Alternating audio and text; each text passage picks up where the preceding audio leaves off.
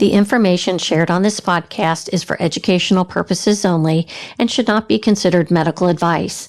Please consult a qualified healthcare professional regarding your individual health needs. Let's talk about peptides because they're not just GLP-1s. Your body actually makes peptides naturally. They're messengers that help regulate things like fat metabolism, muscle growth, skin health, recovery, and energy. But here's the truth. Just like hormones, collagen, and muscle, peptide production declines as we age, especially postmenopause. So if you're feeling stuck, belly fat that won't budge, slower recovery, low energy, or skin that just isn't bouncing back like it used to, this might be a missing piece. And no, this isn't about shortcuts. Lifestyle still comes first. Strength training, protein, sleep, stress management, always. But peptides can be a smart layer on top of that foundation. Not interested in a GLP-1? Totally fine. There are other options that support fat metabolism, recovery, cognitive function, and healthy aging. The key is quality and working with a trusted medical provider. That's why I've partnered with LEMD to bring you clinically guided, personalized peptide options that actually make sense for midlife women. And if you're curious, check the link in the show notes and learn what might be right for you. Health, wellness, fitness, and everything in between. We're removing the taboo from what really matters in midlife. I'm your host, Michele Folan, and this is Asking for a Friend. Let's just say it. Midlife wellness has gotten noisy. Everyone has an opinion. Everyone has a protocol. Everyone is telling you what you should be doing. Eat this, don't eat that, lift heavy, don't overtrain, take these supplements, fix your hormones, and most women are out there trying to do it all and still wondering why they don't feel better. Because it's not just confusing, it's exhausting. And at some point you start to question, is it me or is this just not working? So today we're cutting through all that. I'm joined by Raquel Cartagena and Kristin Brucker, hosts of the Functional Moms podcast, and they've built a following by keeping it real about what it actually takes to age well. They're in it, they're living it, they're working with women every day who are trying to figure this out in real life, not into some perfect Instagram version. Raquel and Kristin, welcome to Asking for a Friend. Thank you, Michele. We're excited to be here. Yes, we are. So I was excited about having you ladies on because you're in this space. So you're podcasters, first of all, and you all have a background in functional health. So I think that's a great place to start. Could you tell us a little bit more about you, your education, and even where you live? Because I always think that's interesting. Sure, I'll go first. I'm Kristin. I live in New Jersey, and I actually met Raquel through Functional Medicine Coaching Academy. There were people all over the world in the course, and we both happened to be from New Jersey, which was kind of exciting. And I joined Functional Medicine Coaching Academy because I had an interest in functional medicine, and it really had changed my life as a patient. So I wanted to be able to help other people and spread the good news. I really didn't understand what health coaching was when I enrolled in the program. Once I got in there, I realized that it was a lot different than I thought. I thought I was really going to be learning about educational pieces to educate people. And yes, there's some of that, but the majority of the coaching was letting people explore areas that they want to explore and work on what they want to focus on. It wasn't like if you're a nutritionist, you give everybody a nutrition plan and you're going to say, hey, follow this. It was more like, okay, what do you want to work with? What do you want to start with? And in functional medicine health coaching, it's all the core lifestyle pieces is really the crux of functional medicine because functional medicine is root cause medicine. So the core things are sleep, nutrition, your fitness, your stress, and your relationships. And there's a lot to work with there for everybody. And it's the areas that your doctor's not going to necessarily work with you on. They're not going to talk to you necessarily about all those things when you go in for your annual physical. They more look at your blood work and things like that. So it was very exciting. But when we graduated, people were like, what's functional medicine and what's health coaching? Raquel and I both were sort of like, okay, so what do we do now? And thus the podcast ended up being born from that. And we together went on a mission to really help women. And then at that time, the perimenopause conversation started to explode. This was about how many years ago, Raquel? Like 3.5 years ago, I guess we started all this. Yes. And so we ended up just really tapping into that. We knew we wanted to help people 40 plus, women 40 plus specifically, because that was our age group too. And that's how we got started. Very interesting. Raquel, you have a little different background, right? Yes. So my background first, hi, I'm Raquel. And my background is first of all, my first thing is I'm a mom. I'm a mom of 4. And I got into fitness. I became a single mom and I had to figure out, how was I going to take care of my family? And there was a local gym that had childcare. And I thought, well, if I work here, I'd still be able to be with my kids. And, that's originally how the journey started. I got into fitness. And also I thought, it was a very hard time in my life. It wasn't what I wanted, right? To, my marriage to end and all that. But I knew it was going to be hard, obviously. But I thought if I got into fitness, I would be forced to, first of all, nobody's going to hire an out of shape trainer. So it would force me to always prioritize myself in my health, which my kids would need me to do so that I can be a great mom. And also, I would have to have a smile on my face. And I just thought all these things are going to help me create the next chapter. And, so that I had a foundation to work with. So that was the beginning. I got into fitness. That was in 2007. I became a certified trainer. And that started, I worked at a gym, like a box gym, and for like 2 years. And then I started my own practice.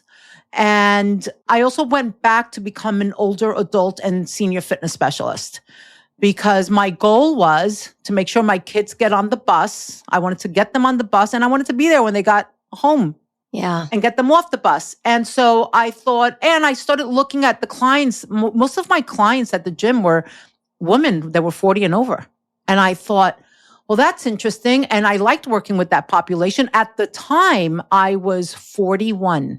Okay. When this was all going down.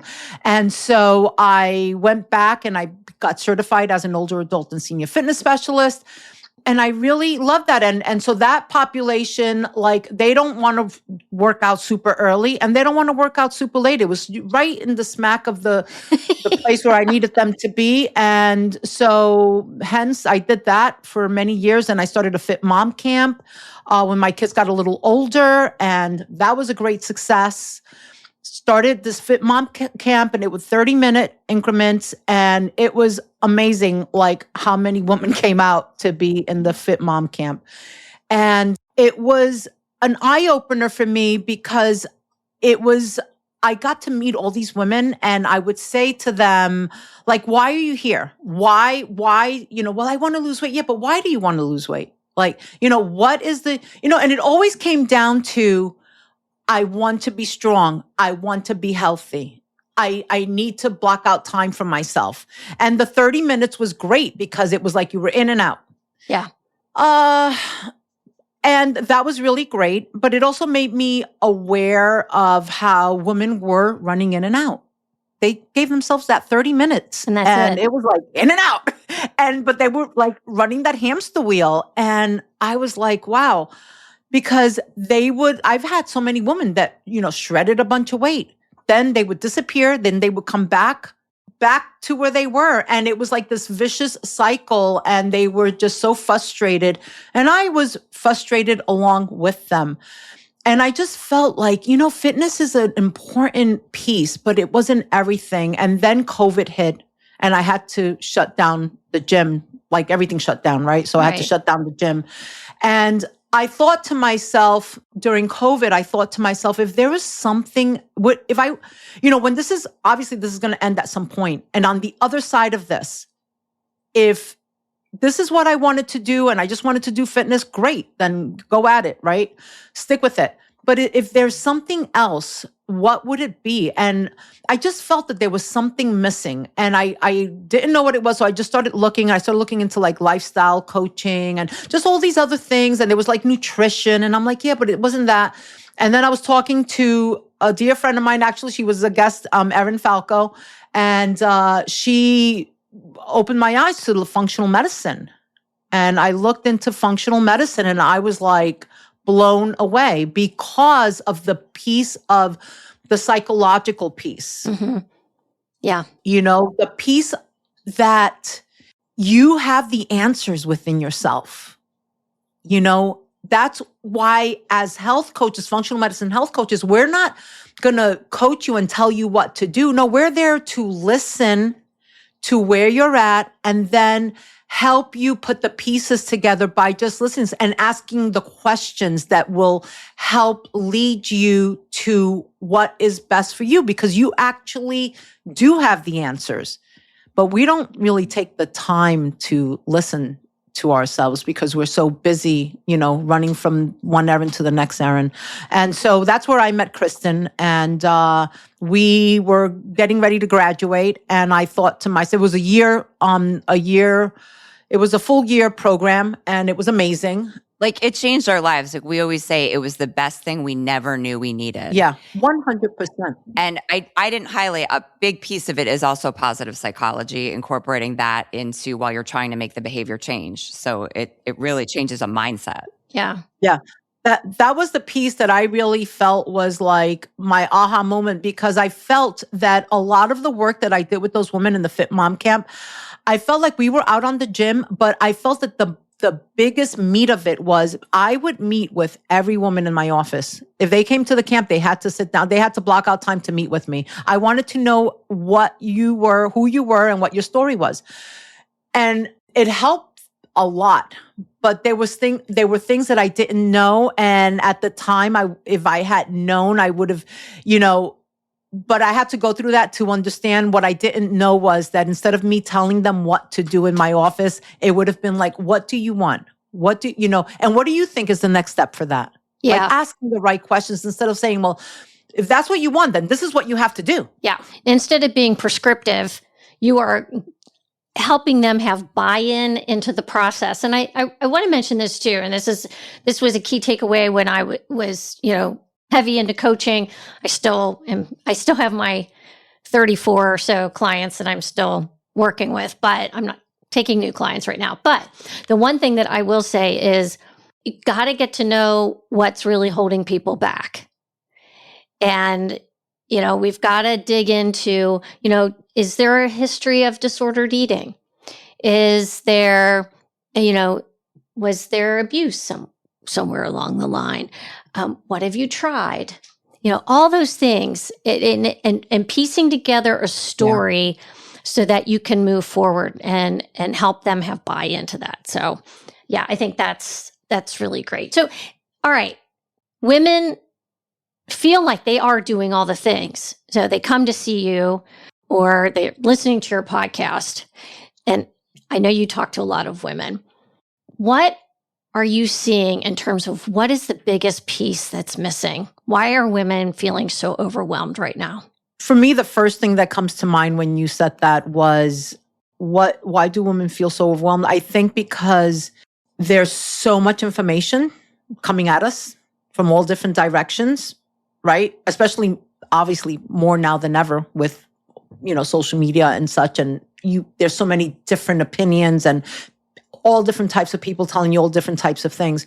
That's one piece. Then you have, if you're a mom, you have your family that you're caring for. And then if you have parents, then you have your parents, and then you have your home that you have to say, there's so many things coming at us. So it's not, don't feel weird if you're feeling overwhelmed.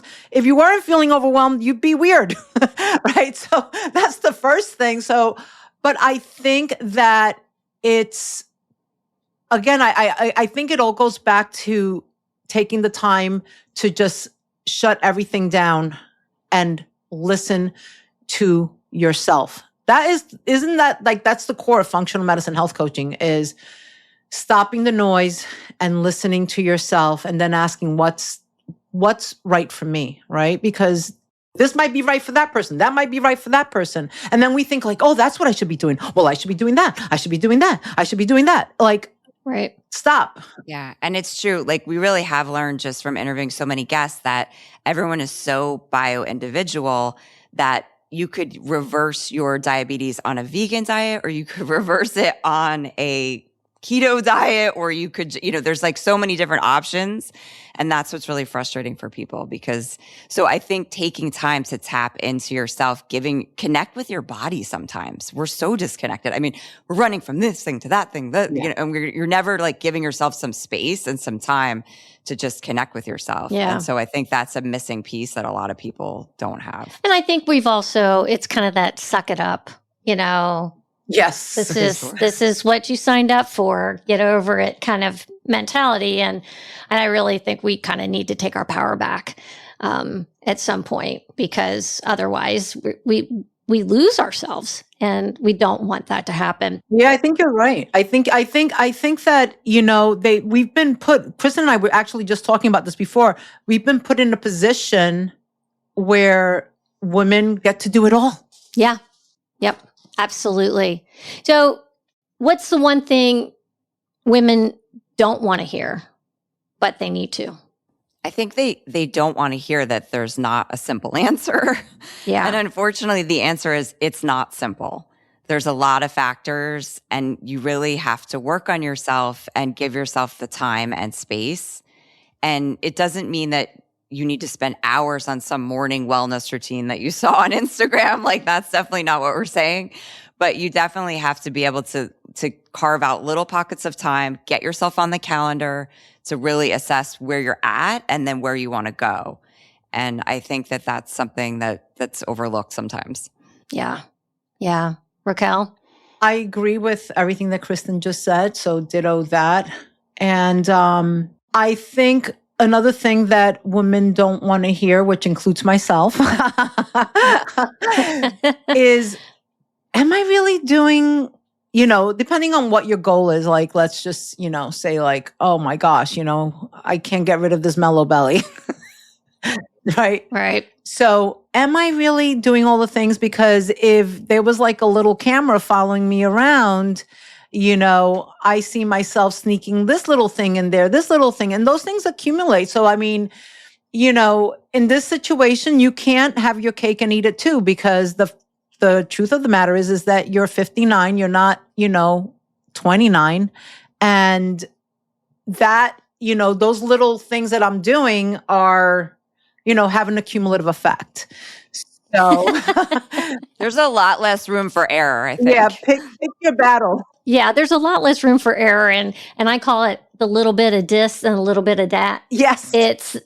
All that adds up throughout the day. You grab a handful of walnuts as you're passing through the kitchen, and then an hour later you're going back through and you're grabbing another handful of walnuts. Well, nutritionally dense, but also loaded with calories. So it's like you gotta make sure you're tracking some of that stuff. Yeah.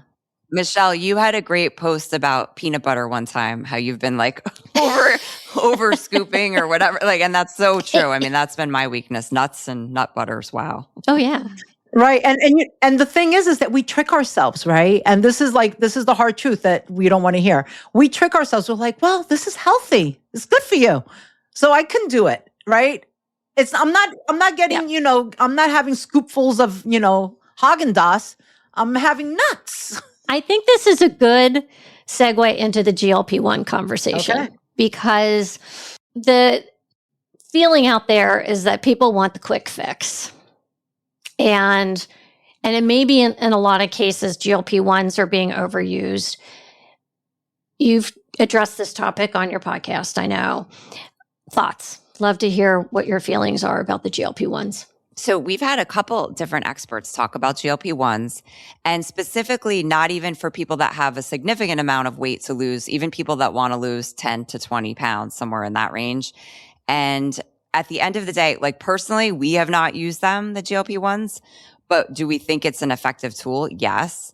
Would we consider it? I would. Raquel, what do you think? So I have considered it many times. Okay. I have clients that are on GLP-1s, and I see with my own eyes, like, wow. But then I also know like it could have some digestive issues. I see some of the pitfalls of it as well. And, for me, it's like, I'm just not willing to, for me, it's a little bit of, I don't know if it's Russian roulette. I'm just not there. I've thought about it, because, I struggle like every other woman, and I'm a trainer. I'm not supposed to be struggling with this stuff. Oh yeah, you are. Right? But I do. And so I've thought about, I was like, wow, well, that's interesting. Like that, this could help me like get rid of these 10 pounds that I'm always struggling with or whatever. But then I go back to the root cause. Like, yeah, but why am I struggling with this? Why am I struggling with this? And every time we have a guest on our show, and you probably feel this way too, Michele, like I learned something new. And I'm like, well, I remember, that like we just learned like that belly fat could be actually helping protecting your organs because it's holding your fat cells are holding toxins that are protecting your organs. So, wow, all this fat might actually been here for a purpose. Then we found out and the way that that's why sometimes it's stubborn fat, belly fat is maybe actually there for a reason. And I was like, wow, that was like, blew my mind when I learned that. And then we learned that through exercise, through sweating, pooping, urination, exhaling, like deep breathing, exhaling with, you can get rid of toxins out of your body. So the goal so then I'm like, well, you know what? Instead of doing this, thing, maybe I can go into the sauna. I can work with my lymphatic drainage. I can get rid of some of the toxins, be more focused on getting rid of toxins so that maybe then that will help my stubborn belly fat, because maybe my belly fat's there for an actual reason. Yeah. Yeah. Where I struggle though is that we know that's metabolically active fat, right? That's the bad fat. That's the fat we don't want because that is what triggers a lot of issues when it comes to our cardiovascular health, insulin resistance, and yep. And I posted this week. So I got a calcium cardiac score last week. A woman close to me died at the age of 63 of a heart attack. Had no real prior symptoms or anything. And also someone in my family also had a heart attack. So I was like, you know what? I'm going to go out and get this done. Marianne Jacobson, who has been on my podcast, she's a nutritionist, but she also really digs into data. She's like, you might want to rethink that calcium score because men tend to have large vessel disease, whereas women, we tend to suffer from more microvascular disease. And so that goes back to this whole idea of our metabolic health. Yeah. Waist circumference, right? That's the biggie. If you're carrying it around your middle, that's your higher risk. Sure, we got to look at our lipids, our cholesterol, blood pressure, all those things make a difference. C-reactive protein, stress levels, oxidative stress. Those are things that you all talk about, I know, a lot. And so I did, and I've not told anybody this, I did try GLP-1, but I did half of the microdose. So very, very tiny dose. What I wanted to do, because I have clients on it, I wanted to see how my body would respond. And I didn't get a huge suppression of appetite with that small of a dose. I mean, I was still craving my evening yogurt bar and that kind of thing. But what I did notice was less inflammation. And that's big. And we've heard that too from a lot of our guests. They said massive lower inflammation. And we even had a cancer survivor that said it lowered her numbers, like her cancer numbers. So that is huge. Yeah. So, the arthritis that I have in my hands, so much better. That puffiness, swelling, that just overall, I don't know, blah, that I get, that seemed to be much better. In terms of weight loss, I mean, maybe a couple pounds, but some of that could have been inflammation and fluid. I don't know. I like some of the long-term data with these drugs in terms of the microvascular health for women. Maybe too early to tell, but there are some studies out there that are looking rather robust. So I guess jury's out. I think the jury's totally out on this one. I will say I struggle with gut health, and that is one of my hesitations because I already am a person that's prone to constipation. I don't need to be backing up anything more or slowing down my digestive system. Right. And that's how you detox too, through poop. So it's important. Yeah, that's my hesitation as well, is just messing with my microbiome. Like I've been learning different things and I'm like, let me just try, but I do see a lot of success out there with some of my clients, and those clients are training because they're with me. So, I think when you see some of these other people that, like, let's just say like famous people that you see in the media, and it's kind of scary. It's like, I feel like they're like walking zombies all around. And it's like, I think it could be a good thing for people that are doing it and really paying like Kristin always talks about that. You got to be careful about the nutrition aspect, because now you don't really, maybe it suppresses your appetite. And when you do eat, if you're not eating nutritionally dense food, you got to really balance and pay attention. Yeah. And I do tell my clients, I'm like, look, if you're going to do this, you got to prioritize protein every single meal, particularly in the morning, because that's when we have that broader window for us to really utilize protein. But yeah, if sometimes you got to eat it even if you're not really hungry. Right. And that's really hard for people because it seems counterintuitive to eat when you're trying to lose weight, but we gotta feed ourselves. So are you still doing it? No. So why did you stop? Why did I stop? It was more of an experiment more than anything. Now, back to the gut issues. So I tend to have just the opposite issue, where I tend to be, it seems like my bowels are on the gas a lot. Like I'm very regular. And it did make things a little more regular, slightly. But I wasn't taking a large enough dose to really slow things down. So, yeah. So I know gastroparesis is a side effect that can be awful. So that's definitely something to be aware of with this class of drugs. So, but I'm glad we talked about this because I think there's some validity to everything that's out there, and it's really a personal choice for people that want to do it. Yeah, absolutely. I think it's a personal choice. Yeah.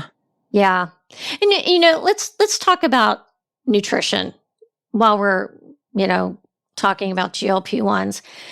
How have your own eating habits evolved now that you've been doing what you're doing? Well, for me, my eating habits have evolved since I've learned more about tracking, specifically with the continuous glucose monitor, which Kristin has been more schooled about it. I never really did it. And we just joined a group and learned so much about my blood sugar, and having this monitor really opened my eyes. And this is all because of what you just spoke about, Michele, which is like the whole metabolic health, because my metabolic health, my mom is like that. And I know that, genetics load the gun, but, lifestyle pulls the trigger. Yeah, I love that analogy. It's so true. So understanding about the whole glucose and insulin and learning that whole piece has been such a game changer. And food that I thought, well, this isn't that bad, was like spiking my blood sugar like out of my radar. And I was like, wow, I had no idea. So tracking that has been such an eye opener. And when you put the monitor on, you keep it on for 2 weeks. So you just eat regular, right? Because you want to see like how you eat normally, like what was actually, this is what's been happening in my life. It's like giant, not little, small, what do you call them, Kristin? Rolling hills? We want rolling hills, not sharp, steep cliffs. Yeah. And so I was having some of the sharp, steep cliffs. Yeah. And you don't know. I mean, I think this could be a huge missing piece for a lot of women that are battling either weight issues, metabolic issues. You don't know until you put that thing on and then you realize. Yeah, I know. And healthy foods, like, for example, sweet potato will spike me really high. And that's a health food, right? It has fiber. It's a good food. Right. But, and there are tricks. Of course, walking after meals is huge. Yeah. And I've been trying to incorporate that more and more because you'll see it on the CGM. You'll see literally how it just brings your sugar right down and it's amazing. Yeah. And so the first 2 weeks you just eat regularly and you could see like, then the cool thing is that you can with the one that we used, which was the one that we used, Kristin, Stello. It's right. over the counter too. Yeah, you can just get it. You can take a picture of each meal and it documents it. And then you can see from when you ate that meal, how your blood sugar spiked. And so we did that. I did that for 2 weeks. And then the following 2 weeks, now I start making the adjustments and try to eat more of the foods that had me on a nice rolling hill and kept my blood sugar. And so that was such a huge eye opener. It doesn't mean that, I never ate the food again that spiked me, but just, I would eat less of it. Just, I didn't want to eat. I didn't want to eat because I now knew what it was doing. And the other thing is that lowers your inflammation a lot. Like if you really start to work on that, you're going to notice that some of that body pain and those things that just come on and we think, oh, we're just getting old. Well, it's inflammation. Yeah. So there's also something else too. That blood sugar spike that you get comes with a crash and you don't feel well. Like you lose energy. That's where that 2 p.m. slump comes in. And when you start eating foods, particularly if you're getting in more protein at lunch so that you don't get that slump in the afternoon, your energy goes through the roof. I mean, it really is amazing. I had Dr. Paul Kolosik, and he uses a CGM to help people in their weight loss efforts. And so if you're not going to do a GLP-1 or something like that, but just learning more about how your body behaves with certain foods can mentally put you in a better place to make better decisions. And it's fascinating. Yeah, I did a monitor for a good month, and it was really interesting. I'm glad I did that though, because it really gave me a frame of reference around, what I was eating. And it's definitely a powerful tool to have in your toolbox. That is for sure. So that was one place where I made a lot of nutritional choices because of that feedback. How about fiber? You all talk about fiber. What are your thoughts on fiber? How are you getting more in your diet? Because I know 25 to 35 grams is really hard for a lot of women. Most women get between 12 and 14 grams a day. I think it's really hard. And we were so focused on protein that we were not really paying attention to fiber. And I'm going to put myself out there again. My gut issues, not good for me. Like the high protein, that was not working. Yeah. So I had to really be more conscious of my fiber. And I think when you actually look at how much fiber is in things, you'll be shocked how low it can be. A plate of greens is not going to really get you much fiber. So if you're having a salad, you think you're good, but not at all. And Raquel, you had a good hack by using ChatGPT. Yeah. I told ChatGPT I really need to up my fiber intake, and I just asked for a dietary plan with, that would incorporate certain amount of protein, certain amount of fiber, and it gave me a good meal plan for the day. Yeah, that's great. I love chat. I gave my clients a chat response where they would go in and answer all these questions to help them. Like, let's really hone in on your macros. Let's see if we can get these even more tight. And it's such a great resource for this kind of stuff. It's like, I don't want it to put us all out of business, but it really can help people. My husband just went for his annual physical, and and he needs to lose about 10 pounds or so. And the doctor said, use chat. That's what he suggested. Yeah, there you go. One thing, and of course, getting fiber from real food is always the goal. But there is a fiber supplement that I like really well. It's Garden of Life, and it's their raw organic fiber. And I add that to smoothies. I guess you could put it in oatmeal or other things like that. But okay, I use basil seeds. I'll throw that out there, that they are very high in fiber. I think about 15 grams for 2 tablespoons. And that'll get you, like halfway there just in your smoothie if you can. But I would go slow. You don't, always with fiber, you slowly increase, because it can definitely throw off your gut. You can end up horribly bloated and constipated or having diarrhea. So you got to be careful with that. And the other thing, a lot of our guests have highlighted that fiber is so important for your hormone regulation and for helping with your estrogen metabolism and all of that. It's very important. So it's true, when the conversation about protein started to really spike, we needed to add that fiber piece. That's very important. Yeah. All right. I want to talk about alcohol, because this is the one thing that I think it holds back so many women. I hate to say it, that they feel like they've earned that glass of wine or that cocktail at night after a hard day. And I know they probably have earned that. But what are your thoughts about? It comes with the cost. Yeah, it comes with the cost. So I was is there a level that's fine, or should women be rethinking it altogether? What are your thoughts? I think, like anything, it's so individual, but I'll just put myself, I was that person. I would come home, or I was a stay-at-home mom. So I would be like waiting until like 6:00, and I'd be like, okay, I'm going to have a glass of wine now while I make dinner or something. I've been in that situation before. I used to think wine was like super healthy, and I was like into functional medicine. So I changed my diet and all that stuff, but the alcohol was still there. Cause I thought, oh, it's healthy. I'll have a glass of wine with my meal or whatever. I guess I would say COVID was like the peak for me of drinking. And I think it was for a lot of people. And yeah. And then, so from then that point on, I started at some point to rethink it. I had the gut issues. I knew I shouldn't be drinking. I was like, I really shouldn't be doing this. So I started to experiment where I would just do the dry January, or I would do dry January, February. My social group where I live, alcohol is a very big part of it. People drink around here a lot where I live. It's, it's part of every social occasion. But recently I've noticed a lot of people cutting back, a lot of people quitting altogether. So I think it's good. I think it's a good awareness and conversation. I do still drink, but I drink way less than I used to, I would say. Yeah.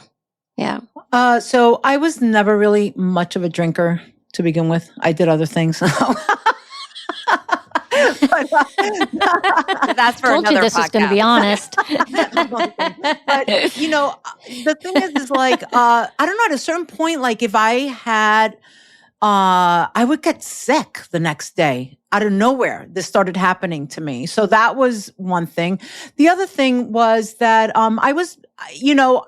I still go out. People don't realize that I'm not drinking, because I'll go to the bar and I'll ask for a nice glass. I want seltzer with a splash of cranberry with lemon and lime.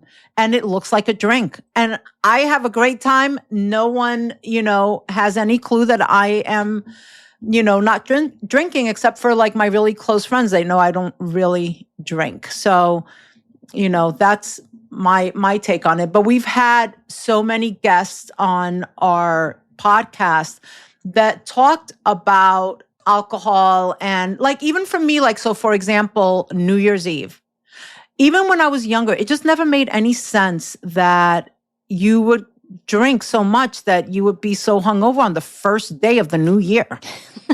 Right? So I just that never made sense to me. So I was never really a part of that thing.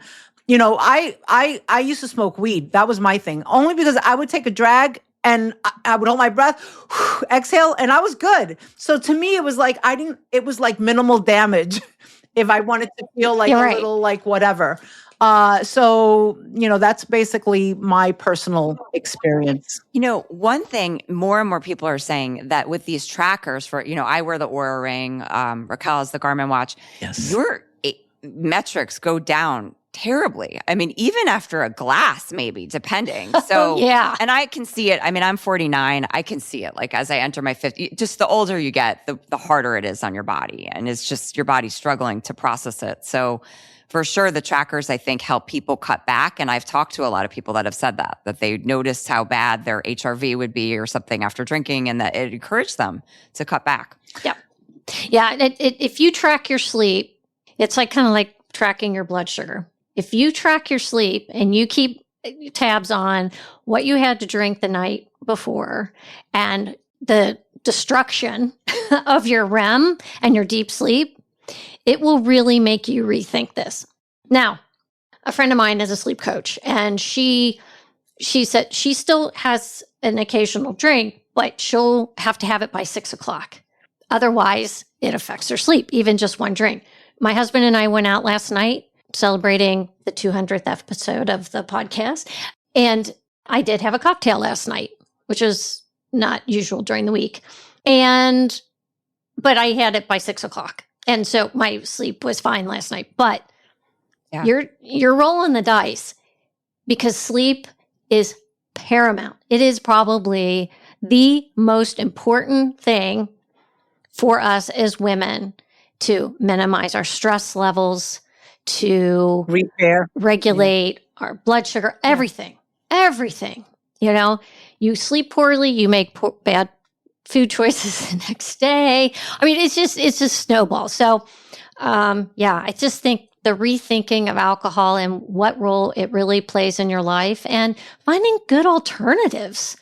Raquel, you do I love that. That's my go-to. Soda water with a little cranberry juice and some lemon or lime. And that's very refreshing. I do that here at home. And you know what's interesting? Like if you go out to, like if you're at a restaurant or at a bar or whatever, and you order this drink I have to tell them I want it in a nice glass, because they'll give you like, everybody else gets a cocktail, a really nice cocktail glass. And then if you order a soda, you stick out like a sore thumb.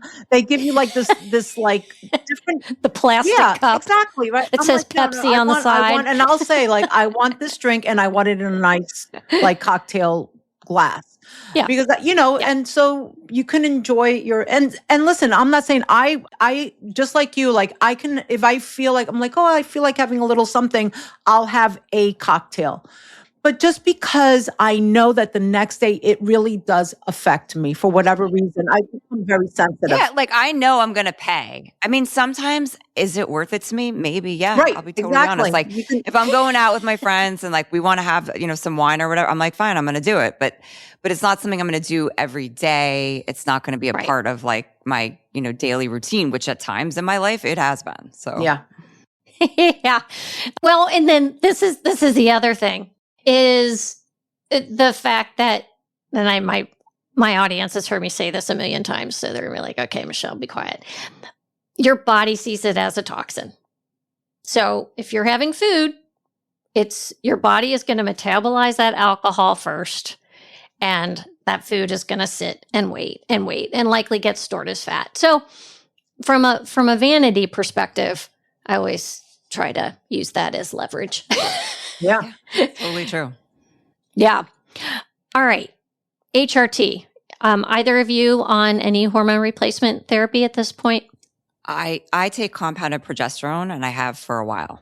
I have not taken anything. I started learning about this like 3 years ago. Kristin, was that when we had like the they're not together anymore, but no, Wise and Well. Yeah, Wise and Well. Maria and Kristin. Yeah. However, and I'm deep, like I'm done with perimenopause. I'm in menopause. I've been in menopause for over 10 years now. So, I'm not sure if that boat has sailed for me, because there's different viewpoints on that. If a woman, at this point should be taking HRT. And, but right now, I am not taking I think about it sometimes. I'm like, I wonder how that would, be helpful. And, I'm a little bit like, if it ain't broke, don't fix it. Yeah. Well, I think sometimes too, it's what you don't see. And it's the cardiovascular risks of not being on estrogen, bone, those. Yeah. Yeah. I had a hysterectomy in 2021. So I'm on estrogen, progesterone, and also testosterone. So I do a topical testosterone, I rub that into my thighs.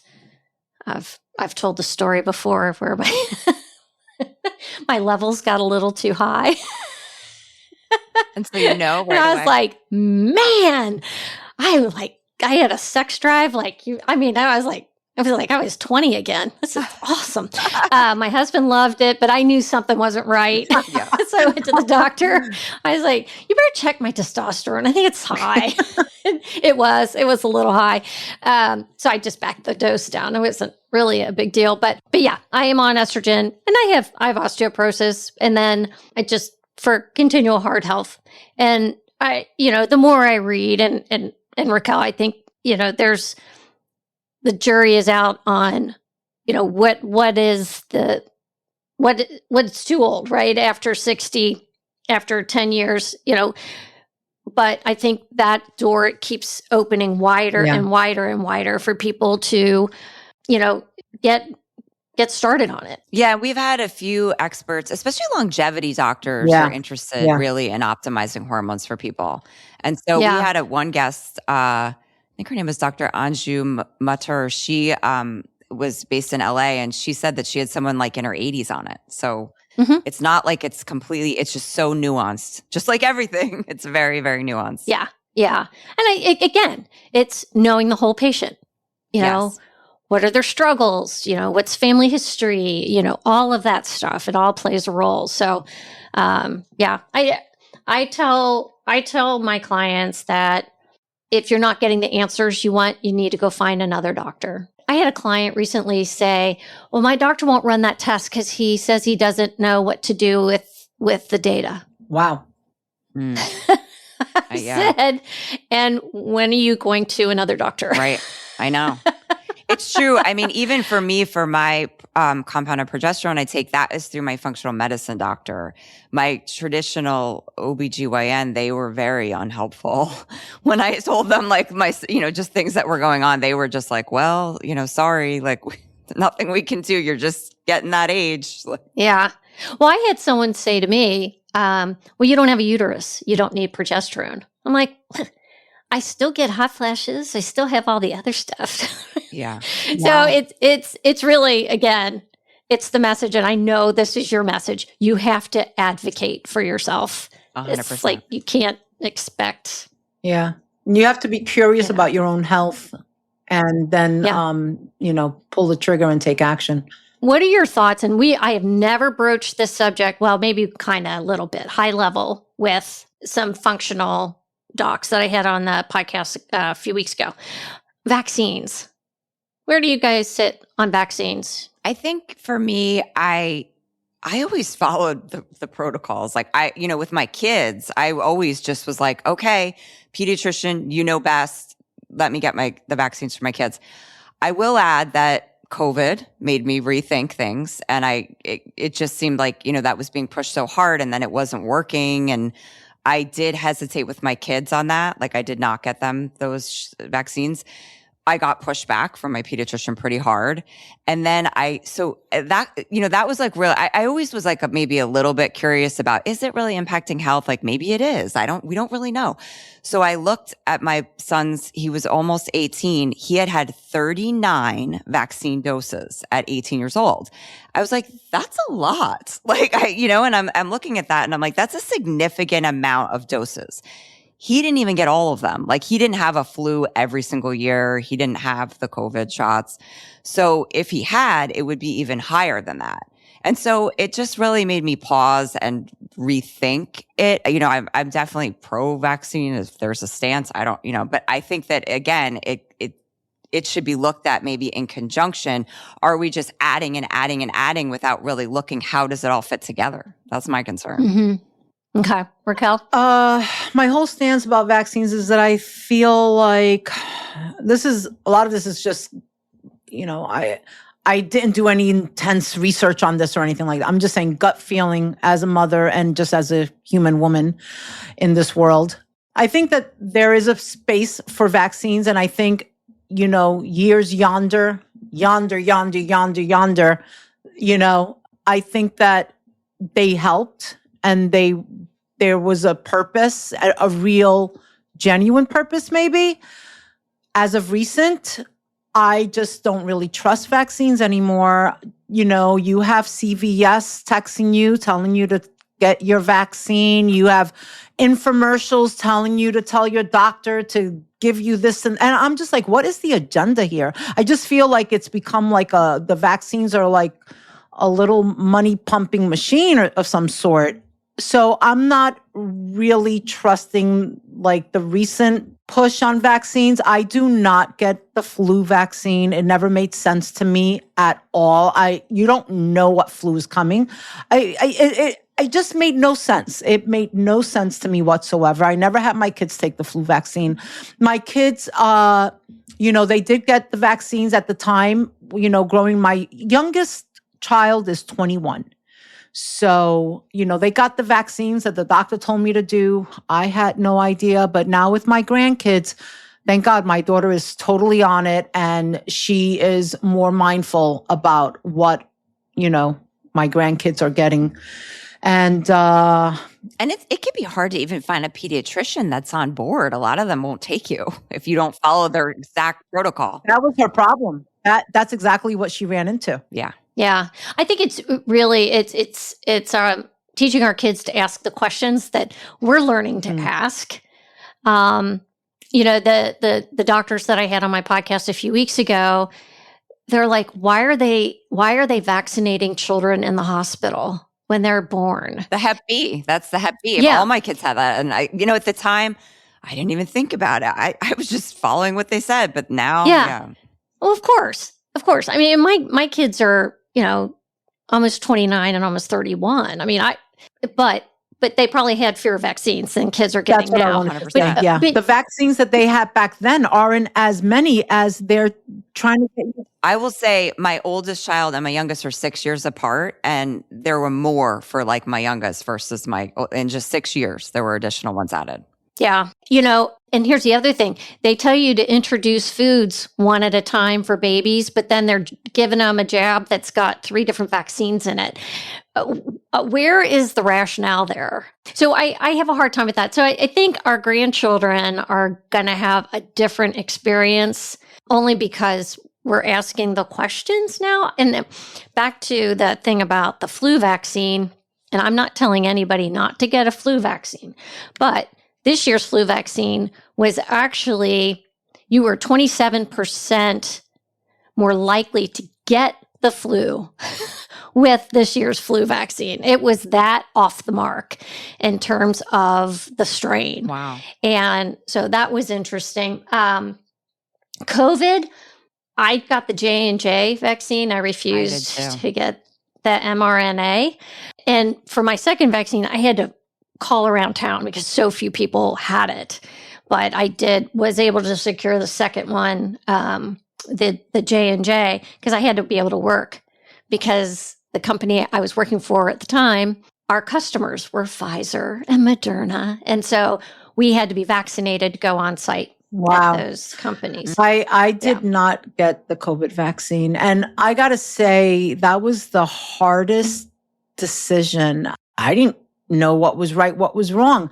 We saw all these people in the hospital. We were in our homes and everybody's like, you see these long lines of people going to get vaccinated. And, I just called some people that were in my circle at the time and still are the smartest people I knew. And what are your thoughts on this vaccine thing?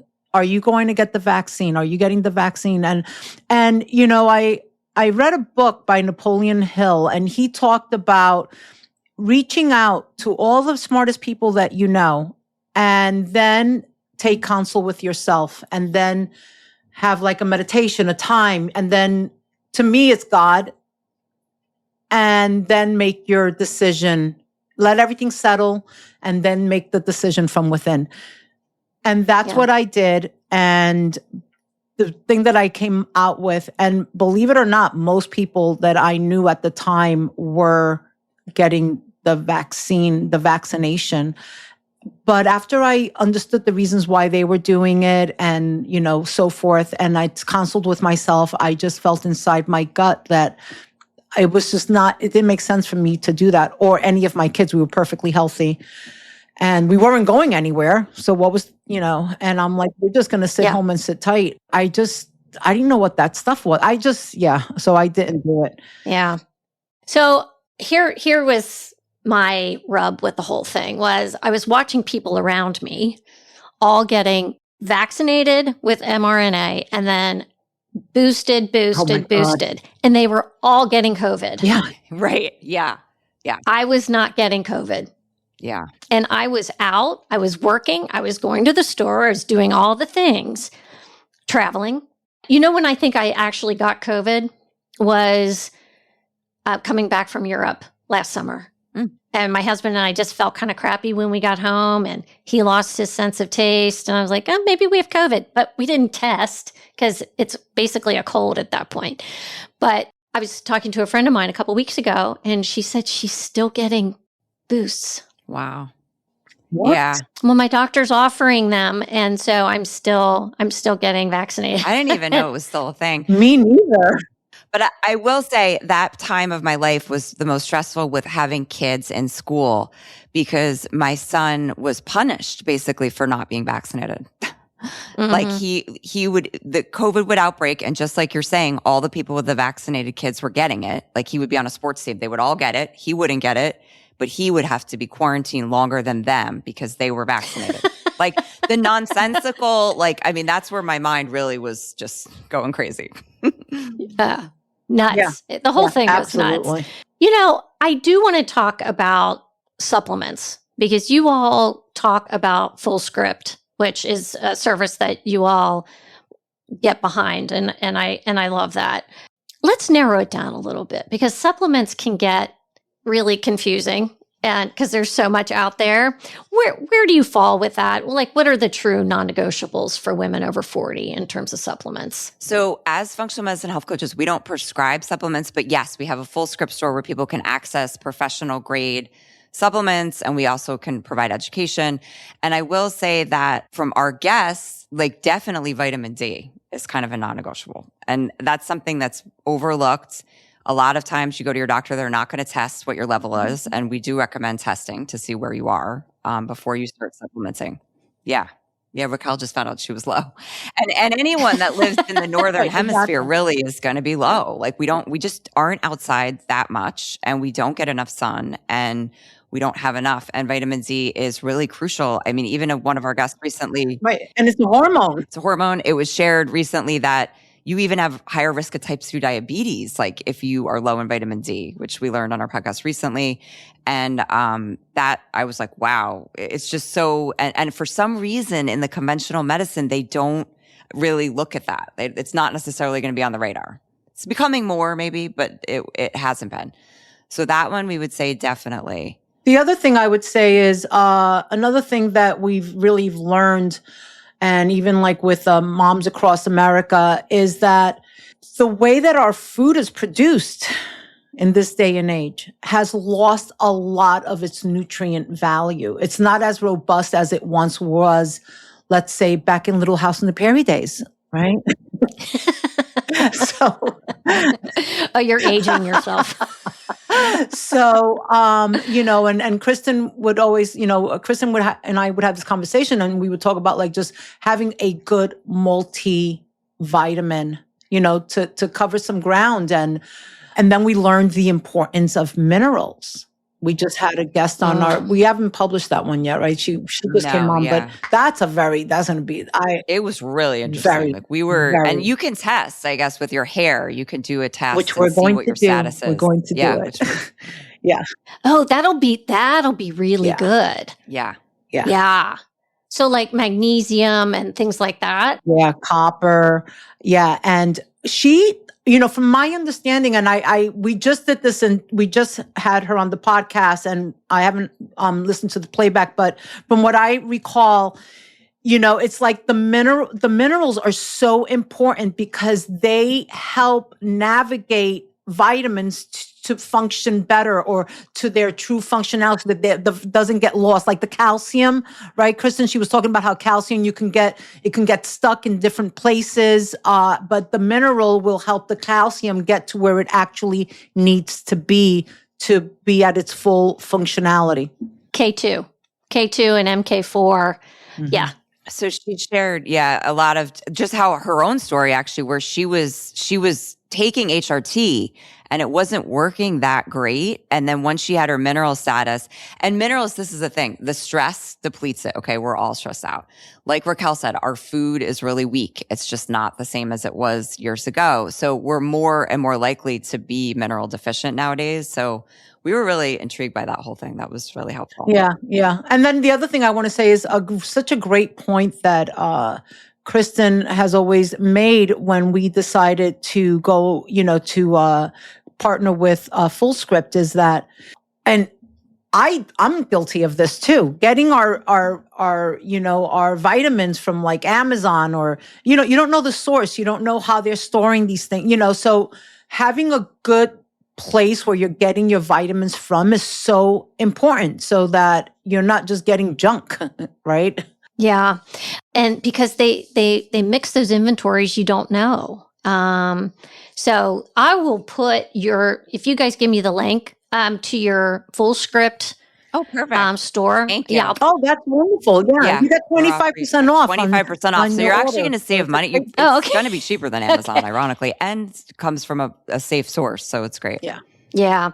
Yeah. I've told people, I was like, you may not want to get your supplements from Amazon. It's like, I know it's convenient. It gets here the next day, but yeah. One of the things that I really talk a lot about is kind of my stay out of the nursing home strategy.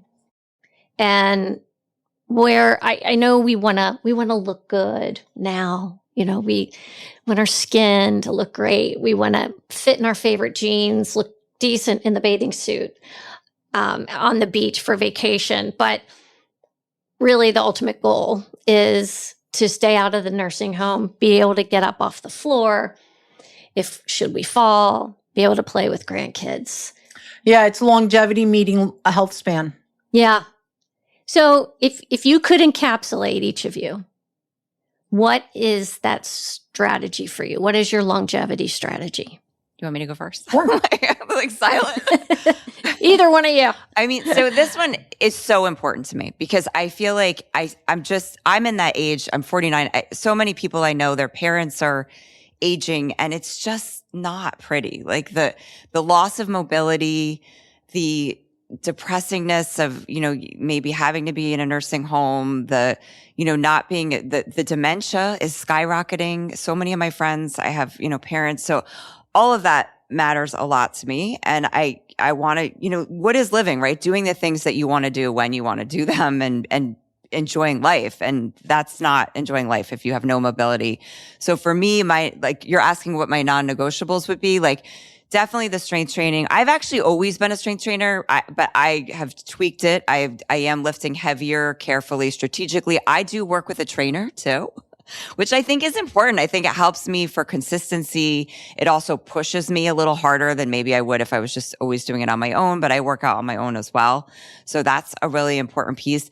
This one is probably surprising maybe to some people, but I try to cook at home mostly. I don't eat out a ton. I don't get a lot of takeout because I know that when I cook at home, I know what's in the food. And I know if I go to a restaurant, it's probably not organic. It's probably using, unideal oils and things like that. So that's an important one for me. I think especially I think as I become an empty nester, I think that'll be harder to just cook for maybe just myself or just me and my husband. That's harder. So I think that that's something important to me. the blood sugar piece has turned into an important thing. We are learning more and more. We did an episode with Shanna Hassan. She's a registered dietitian that talks all about insulin resistance. And I know for sure, just from me wearing my CGM, and I'm in that perimenopause where my hormones are all over the board. And so I think that regulating my blood sugar is super important, and keeping an eye on those numbers. Like, you want to know your A1C. So I think keeping track of my blood work is a part of it. Like, I have to know. I can't just rely on the doctor in this case. I have to know.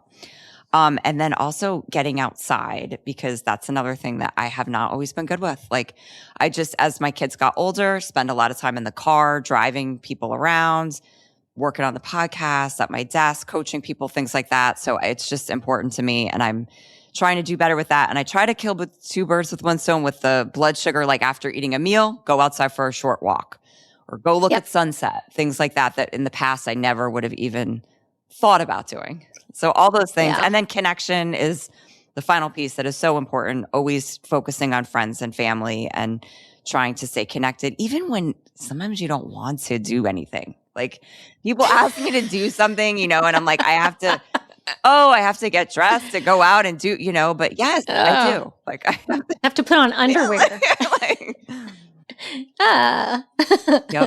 So for me, it's definitely weight training. So I've always weight trained. Interestingly enough, one of the things is I would weight train, but I would be like balls to the wall. Like, I would just try to push as heavy as weight as I could and all these things. So I've actually been more mindful about lifting heavy, but also enjoying the training, not just trying to kill myself or trying to, I don't know, whatever it is. It was more like a pressure, like, I got to do this. I got to, so more of enjoying the weight training, feeling my body, feel like I'm feeling strong, not a place where I'm constantly straining myself, where like the next day, cause that is wear and tear. So it's like finding that sweet spot. That has been a thing because in the past, I would work out so hard. I mean, really hard. And I would try to do super hard, crazy workouts, and maybe it was an ego thing. I don't know, because I could do it and everybody would be like, oh, look at Raquel, she's so strong. And I'm like, yes. Right. So I do. I'm only laughing because this has been a recent epiphany for me. Yes, this is you jumping on the jump rope on the treadmill. I know. I was showing right. off. So yes, we're on the same page, right? That's me. I used to go jogging, jumping rope. I would go jogging, jumping rope, and it is a killer. It is a killer doing that. Let me tell you. And then I would do it backwards, jumping rope backwards. Okay, that's got broken hip written all over it. Yeah. So I would do all these, off the cuff things. But so I've been learning to weight train, but being more mindful and being present and just enjoying it, not to, try to whatever. So that's that. Intentional movement. So what I mean by that is, and this was something that I've just been doing in the recent years. I'm 59 now, right? So it's interesting. The other day I just was walking by and I don't know, this man caught my eye. He was walking his dog down the street and it was so quick. I'm talking about a millimeter of a second that the thought through my mind said, he's an elderly man, because I could tell by the way he's walking. Mm. I could barely see him, but I could see his gait movement. And I knew that he was elderly just by the way he was walking. And so if I'm going to do a workout, I'm going to really open up if I'm going to do chest press, for example, I'm going to do things where I'm opening up my chest. I'm really using my full range of motion. If something hurts, I'm going to do everything in slow motion first so that I can feel, where is the restriction? Do I feel a restriction? Is everything, and I would go from there to there. And then with each repetition, your range of motion increases as your body opens. Because the thing is that we start shriveling up as we are getting, right, the process of aging, and you start going back into that fetal position. So I'm saying this is what happens. Like, you have to be intentional with opening up your body and saying, like, this is how, just I move my arms in every direction. You make me want to do it right now. Yeah, exactly. Like, just open. I open up in every direction. My legs, I lift up my legs forward. I lift them up laterally, backwards. I just do different type of trunk rotations, and it's part of like my warm up. And it's a great warm up to do, because whether you're going to work out or even just as a mobility warm up just to start your day. So I think intentional movement is important. Quality time. I took an inventory of when I feel my fullest, filled with joy. When do I feel filled with joy? Because there was a little pocket of, I don't know, I think it was like toward the ending of last year, which wasn't too long ago, where I was like, I felt like I was becoming too much of a workaholic, maybe. I have the podcast, I have my training, I have, my kid, just all these things that I had to do. But where was my joy? Right. So I started just doing an inventory, not intention, just noticing, how am I feeling right now? Do I feel like, do I feel joyful? So, and I started noticing when I'm around my grandkids, I felt pure joy when I was around my kids. And then even the pain in the ass, can I curse? Even the pain in the ass of, my son would call me, Mom, you got to pick me up. And I would have to go drive all the way to Rutgers, which is like, 45 minutes. And it would just completely, because it's like a 2-hour block now. I have to go pick him up, drive back. But I realized that I actually love that, because I get to spend that time with him in the car, and I don't see him that much. And that was something that actually, even though it was like, initially I'm like, but then I'm like, oh no, but I'm going to be filled with joy.